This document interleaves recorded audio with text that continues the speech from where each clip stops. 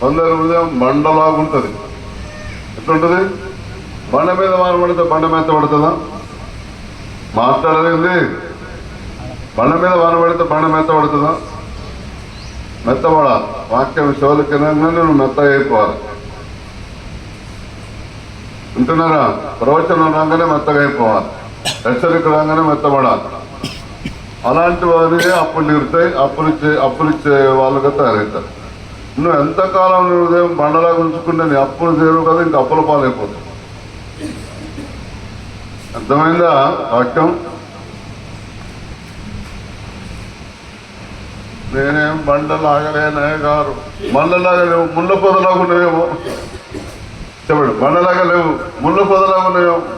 ముళ్ళ పొదలలో ఎవరు విత్తనాలు వేసారు? ఎవరైనా చూశాను ఎప్పుడైనా విత్తనాలు? ముళ్ళ పొదలలో ఎవరైనా విత్తనాలు వేశారా? ముళ్ళ పొదల్లో వరి పొలం మండిందా? ముళ్ళ పొదల్లో మొక్కజొన్న కంకులు ఉన్నాయా? మీ ఇష్టం. నేనైతే వివరంగా చెప్తున్నా. నువ్వు అర్థం చేసుకుంటే అప్పు ఇచ్చే దానం అవుతుంది. అర్థం చేసుకోకపోతే అప్పు చేసుకునే దానం అవుతుంది. ఉన్న ఇల్లు పోతుంది, ఉన్న జాగ పోతుంది, ఉన్న బండి పోతుంది, ఉన్న కారు పోతుంది, కారు ఉంటే కారు పోతుంది, బండి ఉంటే బండి పోతుంది, ఇల్లు ఉంటే ఇల్లు పోతుంది, జాగ ఉంటే జాగ పోతుంది, బంగారం ఉంటే బంగారం పోతుంది, ఎండి ఉంటే ఎండిపోతుంది. మొత్తం పోతుంది. మొత్తం పోతే కాదు, ఒక ఆమెకి 2 కొడుకులే ఉన్నారు అంతే. అప్పుల నుంచి 5 కొడుకులు కూడా తీసుకుపోతున్నారు. కొడుకులు కూడా తీసుకుపోతారు. తీసుకుపోతారు. అప్పు తీరినానికి ఏం చేయాలి? అప్పు తీరినాక మీరు ఆయన 2 లక్షలు అప్పు చేసాడు, రా జీతం దూరా, నా అప్పు తీరినాకని ముందుకపోతాను. ఏమనుకుంటున్నారు మీరు? ఎంత మంచి వాక్యమో. నువ్వు అప్పిచ్చేవాళ్ళమైతే కూడా తలకాయలకి ఎక్కట్లేదు, చెవులకి ఎక్కట్లేదు మాటలు. హృదయం మెత్తలు చేసుకోరా? దేవుడు తలుస్తుంటే ఒక్కరోజునే బికారు చేస్తాడు తెలుసా?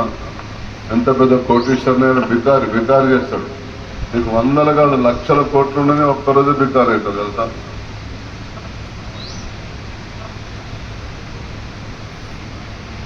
మొన్న ప్రధానమంత్రి వింటున్నారా? ఎలక్షన్ రోజు బాగానండి. ఎవరు కొంటారు? చేస్తారు దేవుడు. ఇంత మాట నమ్మండి, ఆషామాషి ఉండకండి. యాత్ర దినాల్లో ఉన్నాం. లేయా నిజంగా కరుగుతుంది.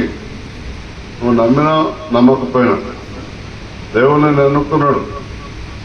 దేవుడు అంటాడు, చదవండి వాక్యం.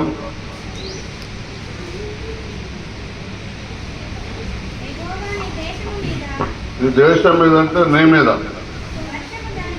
దేశం అంటే మట్టి కాదు, దేశం అంటే మనుషులే. వింటున్నారా? నీ మీద యెహోవా నీ దేశం మీద వర్షమును దాని కాలమందు కురిపించుటకును నీవు చేయు కార్యమంతటిని. అంటే వర్షం పడ్డప్పుడు నువ్వు మెత్తబడాలి. మెత్తబడితే దున్నటానికి అనుకూలంగా ఉంటేను, దున్నటానికి ఇష్టపడితే దేవుడు దున్నుతాడు. దున్నినప్పుడు నువ్వు మెత్తగా కావాలి. విత్తనం మొలవటానికి అనుకూలం కావాలి. అంత బీడు భూములలో విత్తనాలు ఎవరు వేయరు. వానబడ్డాక దున్నుతారా? వానబడ్డాక గింజలు వేసి వస్తారా? మాట్లాడేది మీరు పెద్ద అమెరికా నుంచి వచ్చినట్టు చేస్తున్నారు. వానబడ్డాక దున్నుతారా? వానబడంగా విత్తనాలు తల్లిస్తారా? ఇవన్నీ రాస్తారా బైబిల్లో? అన్నీ రాయరు. అన్ని యేసుదేవుడు ఇచ్చిన కార్యాలు అన్ని రాయాలంటే మనుషులు నిలబడటానికి కూర్చోడానికి జాగ ఉండదట భూమి మీద. ఆయన చేసిన కార్యాలన్నీ మనం వివరించి రాస్తే, అలాగూ రాయబడిన గ్రంథములకు భూలోకమైన చాలని నాకు తోచుచున్నది కదండి. యోహాను సువార్త ఆఖరి వచనం.